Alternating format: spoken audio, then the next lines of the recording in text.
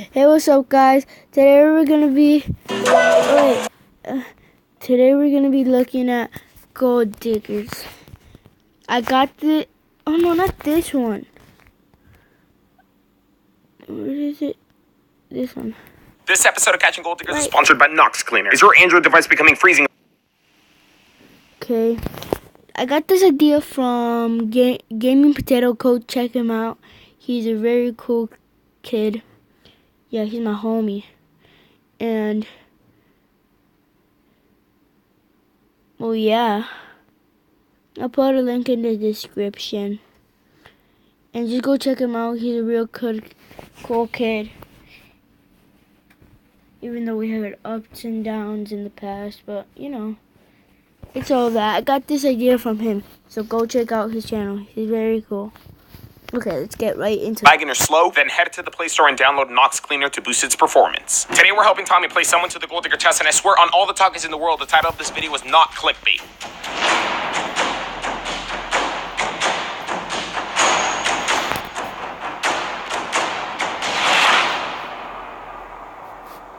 Being a gold digger is not a crime and is a completely subjective term. Therefore, to avoid any defamation of character, an emoji is placed on all of our targets. I'm really not trying to get sued, guys. What is up, you guys, and welcome back to another episode of Catching Gold Diggers. If you guys are new here, my name is Sergio. It's so nice to meet you guys. Apparently, I think he's Mexican because he eats Takis.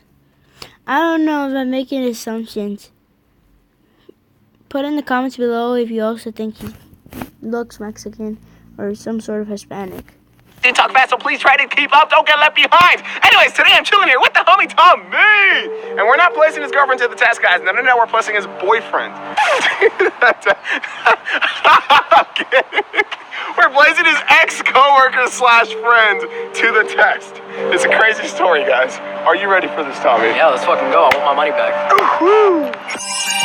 Meet the homie Tommy. Today we're going to be placing his ex-friend George to the gold. Wait. Okay, if you guys hear something in the background, probably my AC. It's hella loud.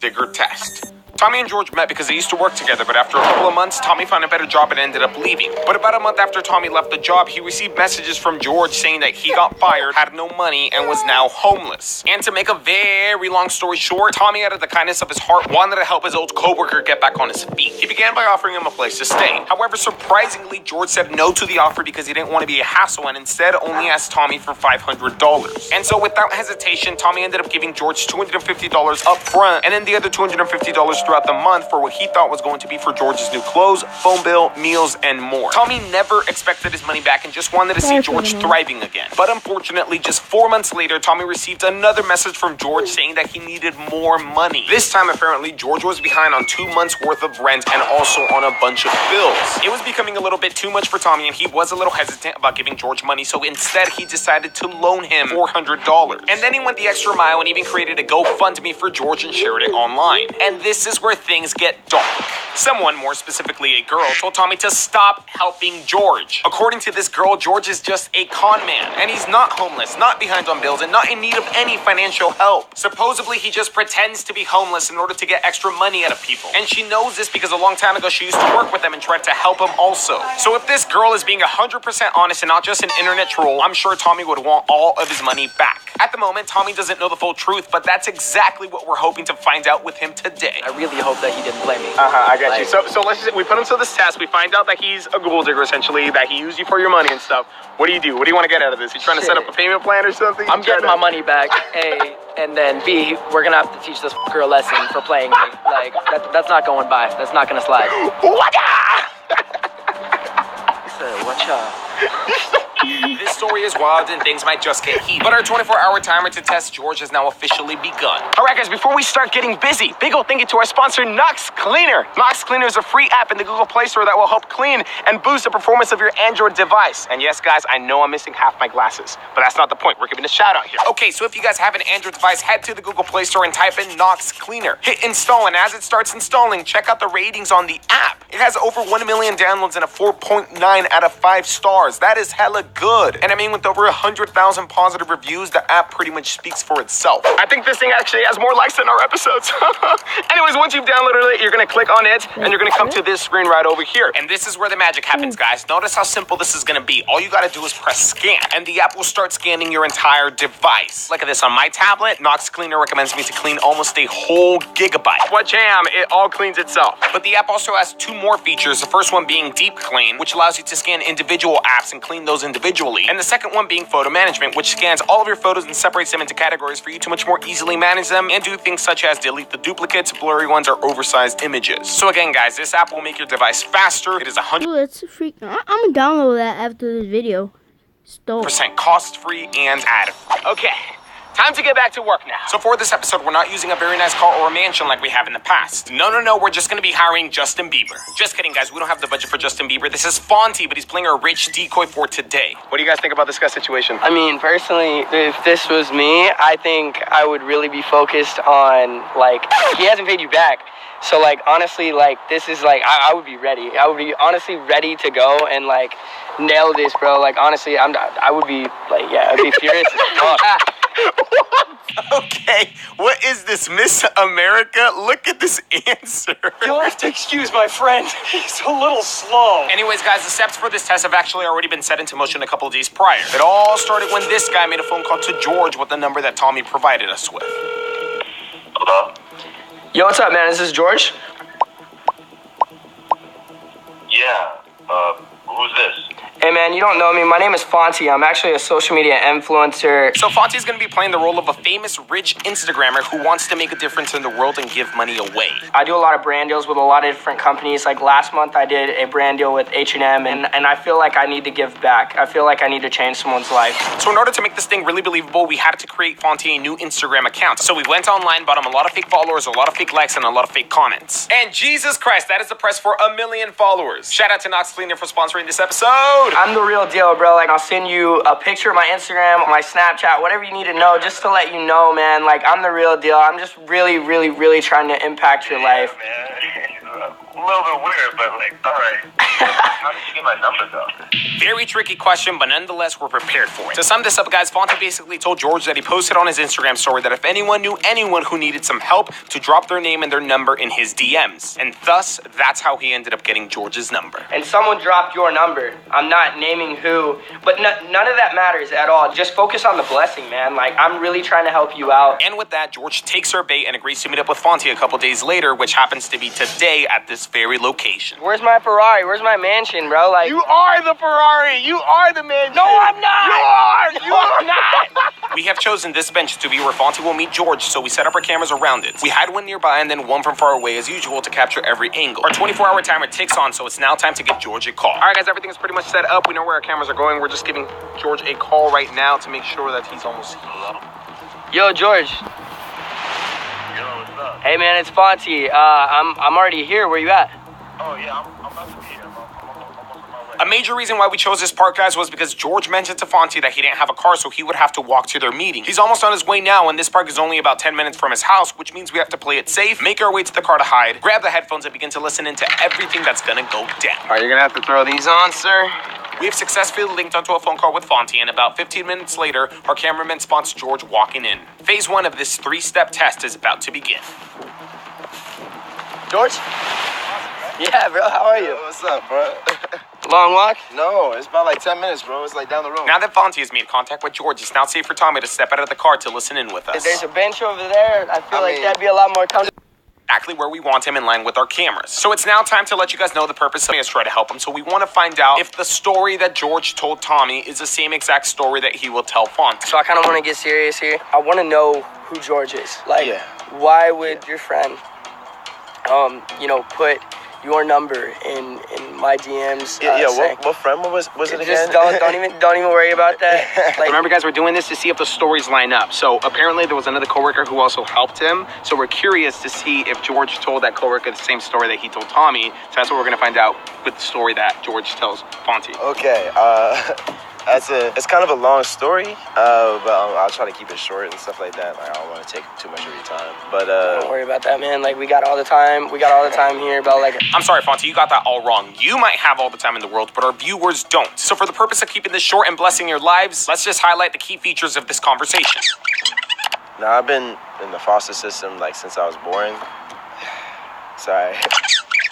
2 years ago, my foster father, he got cancer. And we had to go through a lot of different treatments and stuff like that. He didn't make it. My mom, her heart could fail really soon. It's been very hard for me to really, it's been really hard for me to really do this like on my own. I've been like really like, I was almost homeless again. I've been trying to finesse, but like, you know, jobs haven't always been coming in the right way and stuff like that. And I am honestly so sorry like that you had to go through that. Okay, let's do a quick recap of George's unfortunate story. According to him, he said that he was a foster child who was adopted, but unfortunately his father passed away 2 years ago from cancer, and his foster mother now suffers from heart failure. On top of that, he also said what we already know, that I'm just cracking my fingers, you know? he was homeless and that he really, really is struggling. The question is, do these stories match up? So what you just heard right now, was that the same thing he told you? Yeah, I mean, Or minus the part where his dad died, I didn't know, but... So he didn't tell you that? Nah. Maybe just because he's a little... I don't know, it's hard. Incredibly, the two unfortunate stories do match up. We've needed to learn what we needed to learn, so phase 1 is now officially complete. So it's now time for Fonty to lay the foundation for phase number 2 because this test is far from over. So what I want to do is give you $5,000. $5,000. Damn, Fonty's voice, man. Wait, Fonty's really in his feels right now? Right now, I don't is give you $5,000. $5,000. Damn, Fonty's voice, man. Wait, Fonty's really in his feels right now? Right now, I don't currently have $5,000 on me. Right now, I don't currently have it, but I'm going to get it to you.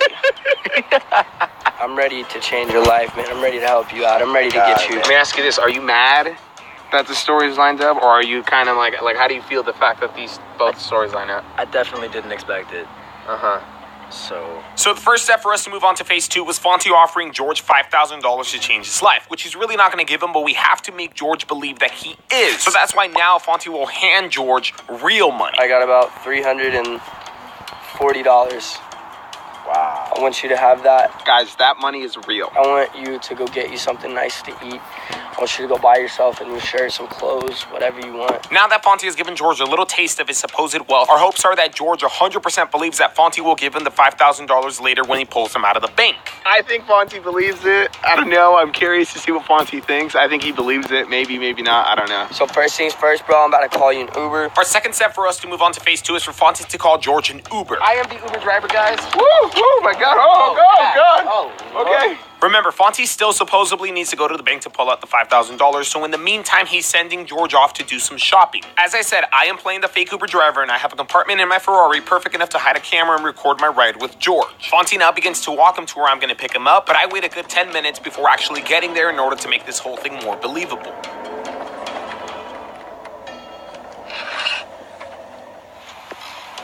Brandon? Yeah, what's up, man? How are you? Sergio? Yes. All right, awesome. I'm not actually going to be getting in the car with you. He is. Now the next step is for Fonty to ask me to cancel the Uber and pay me $200 to become George's personal driver for the next couple of hours so he can spoil himself with the $300 that he gave him. So you want me to cancel this ride? Cancel the ride completely. Just be his driver for the day. Exactly. Damn. There you go, buddy. I'll cancel the ride right now. Hop in. All right, awesome. Okay, cool. Thank you so much, man. Yeah, thank you. Hey, Thank you so much, bro. Fonty says goodbye to George for now to supposedly go and take out the $5,000, and then George hops into the car to begin his shopping. And yes, I am actually going to drive him wherever he wants to go, but this is all a part of the plan. I have shared my location on my phone with my team, so they are able to follow behind me wherever I'm going to be taking George. Where did they want me to take you exactly? Where did you want to go? You want to go to Chipotle? And it will be at one of these locations where I end up taking him where phase 2 will take place, which I'll explain when we get there. So on our way to Chipotle it is. The ride is short, no longer than 10 minutes, and we have arrived at our first destination. You're gonna dine in or take out? I think I'm a diner. You want to dine in? I'm just gonna be parked right here, then waiting for you. Okay? Alright, no problem. You want anything? Huh? You want anything? No, I'm good. No, just you. Yes. Thank you. All right, take your time and everything. Minutes later, my team arrives, and because George has already stepped foot into the restaurant, we are free to communicate through our walkie-talkies. Sergio. Yeah, I'm here. What's up? Is he inside? He's inside. He just went in like 5 minutes ago. Time ticks on and George continues eating. We're taking a really long dump. We don't really know exactly. Hey, Sergio. You're very awesome. You're awesome, TJ. You're awesome, dude. Hey, I want to know Fonty's thoughts on George. What did he think about his story? Honestly, don't think he's lying. It doesn't seem like he is, and if he is, He's a really good ass liar, manipulator, con man. this guy is definitely the devil if he's telling a lie. Hey, man. I want to give you $5,000. Don't want to change your life. About 20 minutes have now passed and finally George steps out of the restaurant. Okay, he's coming out, guys. He's coming out. I gotta go. Took him goddamn long enough. Shit, hell. I ain't got the time. I really don't. People got things to do. Smells good, man. How was it? With George in the backseat of my car, the cat and mouse game begins once again. This time, George said he wanted to go to a store to get a shirt, so I recommended we go to a mall. But it was about halfway before getting there that I decided to make some small talk with George and learned this. Just watch and listen to this. So tell me about yourself, man. Your name is George. George? Yeah. Cool. What do you do, George? I'm a construction worker. I work for. You work for my dad's construction? company. It's like they do things in LA. They do things in like Really? Burbank, stuff like that. You know, a lot of scaffolding stuff. Like he handles a lot of that stuff. Really? Did you guys catch that? I know it's very hard to hear, but he just said he works for construction at his dad's company. Didn't this guy just say his dad unfortunately passed away? And he said he was also struggling, but the thing is, construction workers make bank. I honestly was just making small talk. This isn't even phase 2. So I can't believe what I'm hearing, so I check my camera to check if it's recording. And thank God, it is. Supervisor before that, something like that. Wait, so you're can you reiterate that? You're a supervisor at Like I supervise while I'm there. So for your dad's construction company. This guy is a supervisor at his dad's construction company. He doesn't need any help at all. Construction workers make like $20 an hour, but he's a supervisor, so he makes more. And his dad owns a company, so he must make even more. To me, this test is done. This test is over. But the thing that sucks is that Tommy didn't hear this. And yes, I could just show him the recording, but number one, I wasn't sure if it even captured good audio. And number two, I wanted him to hear it with his own ears. So I continued to drive George to the mall. Bruh, I'm too big to be crouching like this. I'll drop you off right here. I'm gonna go park the car. I'm gonna go inside for a little bit chill and everything. Probably get some Starbucks. Text me, okay? Let me get your number down first, though. So I told George that I'm gonna go into the mall and look around as well because I want to buy us as much time as possible. In my head, I already think this test is over. I think George is a liar, and this is where I want Tommy to hear the truth. And so I drop him off. This guy is so lazy enough to open the door that he instead pushes his button to get it open. And I park. My team finds me, parks right next to me. We set up the cameras, and I begin to tell them exactly what I heard. On the car ride over here, after Chipotle, I asked him, "Yo, what do you do?" And he says he does construction. And he says his dad owns the construction company. I'm fucking pissed right now. You serious? Unless he was lying to me? I'm getting paid. That's what he said. That's what he literally said. And it was so natural. It was What like, kind of twisted it's fuck in here. lies about It's in here. being a So foster here's the child? thing. I know. Shut the fuck up. So Fonzie's mad. I'm assuming he feels betrayed because he actually believed the story. And Tommy's kind of just soaking everything in and being like, yep, I knew this was coming. Maybe he said that because he was embarrassed about being homeless. What? There's that. There's It's always just like- that choice. Y'all are giving the Chance benefit to of the make it happen. doubt. It's just like he had no reason to lie to me and no reason to friend him. That's the He has a thing. reason to lie to you, yeah, because you're giving him money. He has a reason to lie to him because he's giving him money, but he has no reason to lie to me. If it's not too late, you get That's security. true. That's it. That's all I'm saying. Get security. What do you guys think? Denzi, what do you think? About what? You think you... What are we talking Oh, homeboy. about, homeboy? He's like about... Okay, let's get this test going again before we completely lose Denzel. Time ticks on. Jay gears up for phase 2, and now it's time to let you guys learn what's going to happen here. So in phase 1, we wanted to see if George's story of needing help lines up with the one that he told Tommy. And for the most part, it did. So now in phase 2, we want to see how real that story actually is. Jay's going to play our decoy this phase, and his job is to get George to take a quick survey for a fake game show, kind of like Family Feud. So we begin to move my car into position. I then take out my tire jack because if Jay does not get George to take this survey before he reaches my car, I'm going to be like, whoa. Okay, if you hear some noises like springs opening up and down, it's probably because